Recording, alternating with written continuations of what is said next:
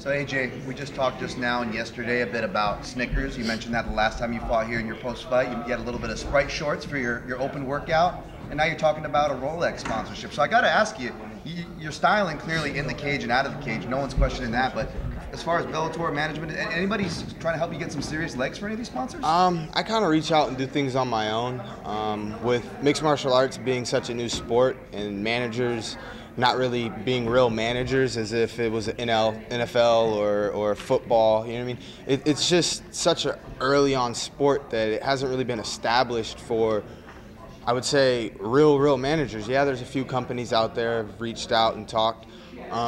One thing I've always been against is giving up a percentage of my fight purse. Why? Because that's my hard-earned work money. At the end of the day, there's no retirement plan, no pensions.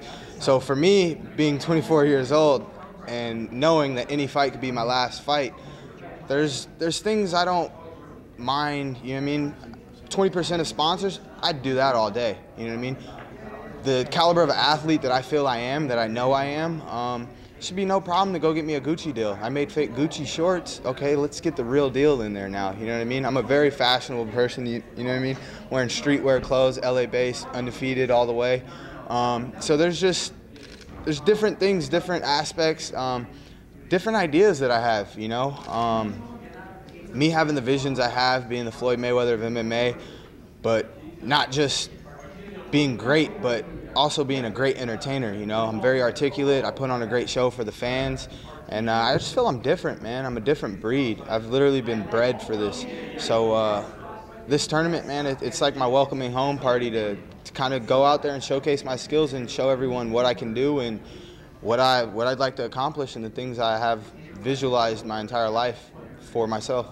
Now, for people not aware, you're obviously not a normal 24-year-old as far as your maturity, your intelligence. But tell me, you're talking about kind of managing yourself. Is that a hard balance, or is that just kind of another experience that is useful for you coming from the family and the background that you come from? I would say it's kind of hard. Definitely because, you know, in that corporate world, it's all about connections, who you know. So sooner or later, everyone's going to sit down at that round table and they're going to have a conversation. Well, what do we like about this AJ kid? What do we not like about this AJ kid?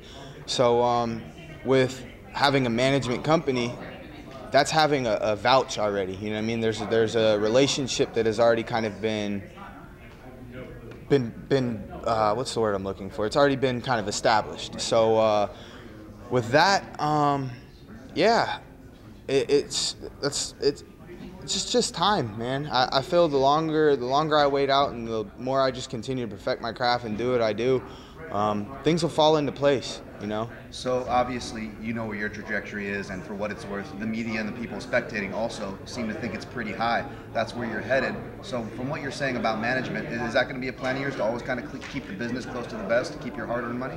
No. I mean, it depends, you know? It all depends. If numbers sound right and you guarantee me something, the thing is, if I sign to a management company, what are you guaranteeing me? Nothing? What the fuck am I going to sign a contract for? That doesn't make sense, you know what I mean? Especially when it's my hard-earned fight money. Like, my dad's put everything into me for my entire life, you know? He sacrificed the ending of his career. This is how we support not only my family, but my father's family, you know what I mean? So there's a lot of people that rely on me at the end of the day. I don't take care of not just one family on my father's end, but also my mother's side. So for me to go in and be like, okay, I'm going to give you 10% of my fight purse money and then 20% of all my sponsors. All right, cool, but what are you guaranteeing me? I'd have no problem doing sponsors. Let's go get a Gucci deal. 20% of a Gucci deal? That's a big brand company. Now Gucci me out 24/7.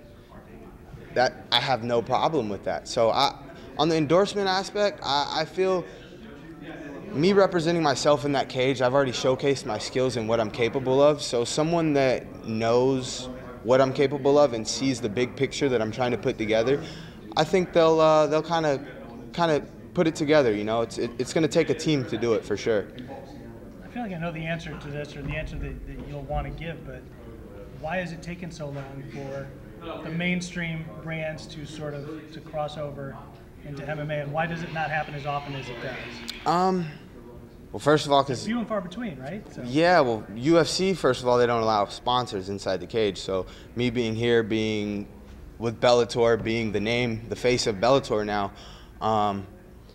I can do anything I want. It's just literally the waiting game at this point. And then the sport's so new. No one really knows.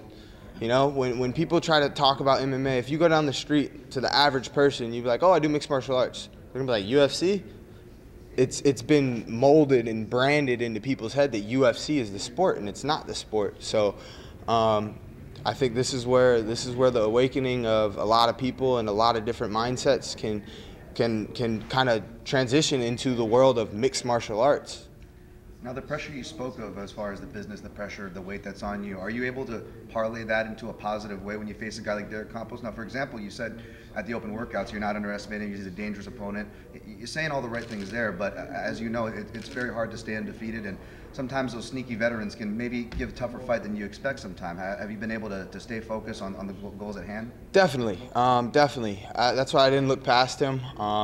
That's why I picked the fight in Hawaii, just to get away. You know, the next fight was in January at the Forum. I didn't want to be home. It was fun to fight in September against Georgie back home, but I just want to get back to business, man, staying focused. I came out here extra week early just so I could have my own mindset and my own mind cleared, you know what I mean?